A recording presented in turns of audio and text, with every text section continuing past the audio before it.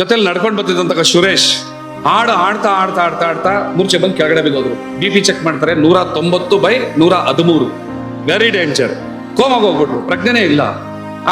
ಏನೋ ಸರ್ಕಾರಿ ಆಸ್ಪತ್ರೆಯಲ್ಲಿ ಆ ಡಾಕ್ಟರ್ ನನ್ನ ಕರೆದು ಹೇಳ್ತಾರೆ, ಮಾನಸಿಕವಾಗಿ ಸಿದ್ಧ ಇರಬೇಕು ನೀವು, ತುಂಬಾ ಅಪಾಯದ ಕಂಡೀಷನ್ ಇದೆ. ಯಾಕಂದ್ರೆ CT ಸ್ಕ್ಯಾನ್ ಎಲ್ಲ ಮಾಡಿದ್ರು, ಕೋಮಾಗ ಹೋಗ್ಬಿಟ್ಟಿದ್ದಾರೆ.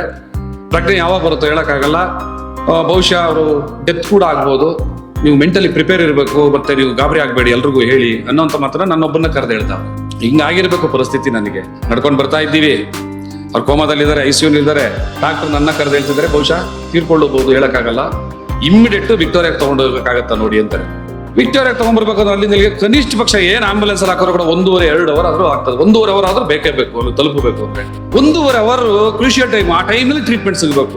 ಅದನ್ನೇ ಪಾಸ್ ಮಾಡಿ ನಾವು ಇಲ್ಲಿ ಬರ್ತೀವಿ ಅಂತಂದ್ರೆ ಆ 1.5 ಅವರ್ ಅವ್ರು ಹೇಳ್ತಾ ಇದ್ರೆ ಡೆತ್ ಆಗ್ಬೋದು ಅಂತ ನಾನು ಏನ್ ಮಾಡಕ್ಕಾಗ್ತದೆ? ಯಾವ ನಿರ್ಧಾರ ತಗೋಬಹುದು?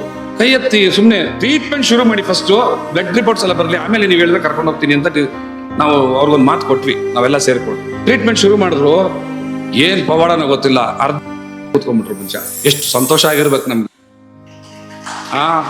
ಅವ್ರ ಪ್ರಾಣವನ್ನ ಅವ್ರ ಒಳಗಡೆ ಇದ್ದ ಸುರೇಶ್ ಎದೆ ಒಳಗಡೆ ಇದ್ದಂತ ಕೆಚ್ಚದೆ ಇತ್ತಲ್ಲ, ನಾನು ಹೋರಾಟಕ್ಕೆ ಹೋಗ್ಬೇಕು ಅಂತ.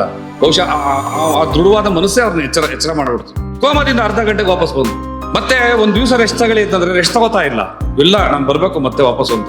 ಸಾಯಂಕಾಲ ಬಂದು ಮತ್ತೆ ಹೋರಾಟಕ್ಕೆ ಸೇರ್ಕೊಂಡಿದ್ದಾರೆ. ಆ ಮಕ್ಕಳ ನಡ್ಕೊಂಡ್ ಬರ್ತಾ ಇರೋ ಆ ಪಾದದ ನೋವಿದೆಯಲ್ಲ, ಅದೇನಾದ್ರೂ ಈ KH ಮುನಿಯಪ್ಪನಿಗೆ, ಈ ಅಯೋಗ್ಯನಿಗೆ ಅರ್ಥ ಆಗತ್ತಾ?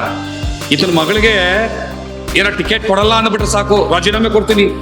ಅಳಿಯನಿಗೆ ಟಿಕೆಟ್ ಕೊಡ್ಲಿಲ್ಲ ಕೋಲಾರದಲ್ಲಿ ಅಂದಿದ್ದಕ್ಕೆ ನಾನು ರಾಜೀನಾಮೆ ಕೊಡ್ತಿದ್ದ ಬ್ಲಾಕ್ ಮೇಲ್ ಮಾಡಿದ ಕುತಂತ್ರಿ KH ಮುನಿಯಪ್ಪ. ಸ್ವಂತ ಅಳಿಯನಿಗೆ ಟಿಕೆಟ್ ಇಲ್ಲ ಅನ್ನೋದಕ್ಕೆ ಬ್ಲಾಕ್ ಮೇಲ್ ಮಾಡ್ತಾರೆ, ನಾನು ರಾಜೀನಾಮೆ ಕೊಡ್ತೀನಿ ಅಂತ. ಲಕ್ಷಾಂತರ ಮಕ್ಕಳು ಭವಿಷ್ಯದ ಬಗ್ಗೆ ಮಾತಾಡ್ತಿದ್ದಾರೆ, ರಾಜೀನಾಮೆ ಕೊಡ್ತೀನಿ ಅನ್ನೋ ತಾಕತ್ತಿಲ್ಲ ಅಯೋಗ್ಯನಿಗೆ. ನಾನು ಉಪಯೋಗಿಸೋ ಭಾಷೆ ಹಾರ್ಷ್ ಅಂತೆ. ಏನ್ ಮಾಡ್ಬೇಕು ಮತ್ತೆ? ಅಯೋಗ್ಯ ಅಂದ್ರೆ ನೀನು ಯೋಗ್ಯನಲ್ಲ ಅಂತ, ಮತ್ತೇನ ಕೆಟ್ಟದಾಗ ಬೈದಂಗಲ್ಲ. ನೀನು ಆ ಸ್ಥಾನಕ್ಕೆ ಅರ್ಹನಲ್ಲ, ನೀವು ಅಯೋಗ್ಯ ಅಂತ. ಯೋಗ್ಯನಲ್ಲದೆ ಇರೋನ್ನ ಅಯೋಗ್ಯ ಅಂತ ಕರಿತೀವಿ. ಅದು ಅಸಂವಿಧಾನಿಕವಾದ ಭಾಷೆನೂ ಅಲ್ಲ, ಅಸಭ್ಯವಾದ ಭಾಷೆನೂ ಅಲ್ಲ, ಯಾವುದೇ ಕ್ರಿಮಿನಲ್ ಸೆಕ್ಷನ್ ಅಲ್ಲೂ ಬರಲ್ಲ ಅದು.